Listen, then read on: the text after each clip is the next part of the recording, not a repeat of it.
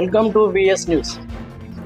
చాలీచాలని జీతాలతో బతుకులిడుస్తున్న సమగ్ర శిక్ష ఉద్యోగులు చేస్తున్న నిరవధిక సమ్మె నేటితో 25వ రోజు చేరుకుంది. సమగ్ర శిక్ష ఉద్యోగులను రెగ్యులరైజ్ చేయాలని వారు డిమాండ్ చేస్తున్నారు. నిత్యం సమగ్ర శిక్ష ఉద్యోగులు పడుతున్న బాధలను వారి మాటల్లోనే వినే ప్రయత్నం చేద్దాం. నా పేరు మధులత, నేను ఎస్ఓ గన్నేతరం. మేము ఈ రోజుకి నిరవధిక సమ్మె చేయబట్టి 24 రోజులు అవుతుంది. సీఎం సారు మీరు 24 గంటలలో మీ సమస్య పరిష్కరిస్తామని మాట ఇచ్చారు.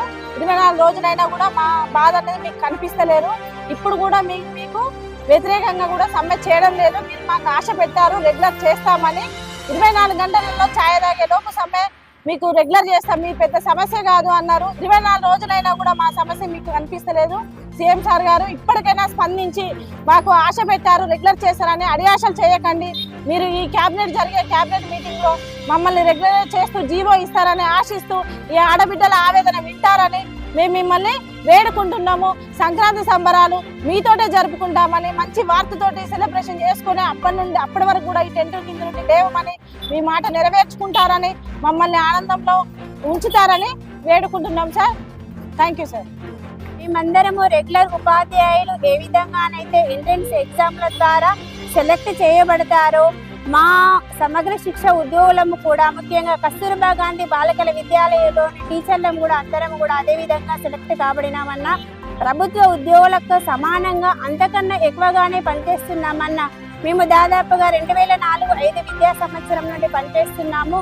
మన కేజీబీవీ పాఠశాలలో బాలికల విద్యల కొరకు స్థాపించబడినటువంటి పాఠశాలలు. మా పాఠశాలలో ఆర్ఫన్, సెమీ ఆర్ఫన్స్, అనాథ పిల్లలు, సామాజికంగా ఆర్థికంగా వెనుకబడిన బాలికల కొరకు స్థాపించబడినటువంటి పాఠశాలలన్నా, మా పాఠశాలలో పనిచేసే టీచింగ్ నాన్ టీచింగ్ అందరము కూడా మహిళలమే అన్నా.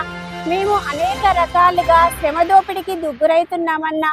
సుప్రీంకోర్టు ఇచ్చినటువంటి సమాన పనికి సమాన వేతనాన్ని మీరు అమలు చేయడం లేదు. తర్వాత ఎంట్రన్స్ ఎగ్జామ్ ద్వారా వచ్చాం కాబట్టి రెగ్యులరైజేషన్ కు సమగ్ర శిక్ష ఉద్యోగులం అందరం కూడా అర్హులే అన్న, కానీ మమ్మల్ని మీరు పట్టించుకోవడం లేదు అన్న. మేమందరం రేవంత్ అన్న గారు మేమందరం తెలంగాణ ఆడపడుచులమన్న రోడ్ల మీద మేము మా పిల్లలని మా ఫ్యామిలీని వదిలిపెట్టి పాఠశాల విద్యార్థులే మా పిల్లలుగా భావిస్తూ నైట్ డ్యూటీలు వేస్తున్న మనుషులందరికీ మంచి తీపి కబురు అందించాలని, సుప్రీంకోర్టు ఇచ్చినటువంటి సమాన పనికి సమాన వేతనాన్ని కల్పించాలని, త్వరలో రెగ్యులరైజ్ చేస్తామని మీరు హామీ ఇవ్వండి అన్న. టైం పట్టినా పర్లేదు, మాకు రెగ్యులరైజ్ హామీ ఇచ్చి తక్షణమే పే స్కేల్ అమలు చేయండి అన్న. మేమందరము తెలంగాణ ఆడపడుచులము రోడ్ల మీద ఉన్నాం. తెలంగాణలోని 33 జిల్లాల్లోని సమగ్ర శిక్ష ఉద్యోగులు ముఖ్యంగా కస్తూర్బా గాంధీ బాలిక విద్యాలయంలోని మహిళలందరూ కూడా రోడ్ల మీద కూర్చున్నారన్న. మమ్మల్ని ఎందుకు మీరు కనికరించట్లేదన్నా? మీ ఆడపడుచులమన్నా దయచేసి కొంచెం మీరు ఇచ్చిన మాటనే కదా అన్న మేము అడిగేది, మా చిన్న కోరికలే అన్న మేము అడిగేది.